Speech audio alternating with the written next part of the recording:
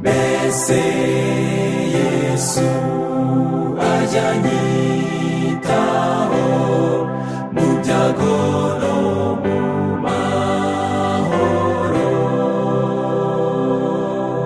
mu mibabaro no mu miruho no mu rugendo rurushya.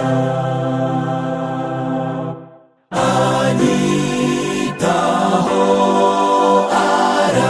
arandinda mu mibabaro yanjye yose, mu bihe merewe nabi umukiza wanjye anyitaho. Mbese Yesu ajya anyitaho iyo ngenda mu mwijima, niyo umwijima wakagugose, mbese Yesu amba bugufi. Anyitaho arandinda mu mibabaro yanjye yose, mu bihe merewe nabi umukiza wanjye anyitaho. Mbese Yesu ajya anyitaho iyo nguye mu bishuko,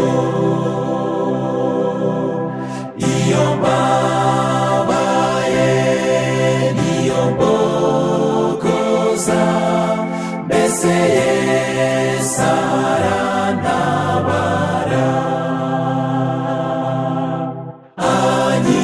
Anyitaho arandinda mu mibabaro yanjye yose, mu bihe merewe nabi umukiza wanjye anyitaho. Mbese Yesu ajya anyitaho iyo nguye mu bishuko, iyo mbabaye niyo mbogoza, mbese Yesu arantabara. Anyitaho arandinda mu mibabaro yanjye yose, mu bihe merewe nabi umukiza wanjye anyitaho. Mbese Yesu ajya anyitaho iyo nguye mu bishuko, iyo mbabaye niyo mbogoza, mbese Yesu arantabara. Anyitaho arandinda mu mibabaro yanjye yose, mu bihe merewe nabi umukiza wanjye anyitaho. Mbese Yesu ajya anyitaho iyo nsezeye ku nshuti,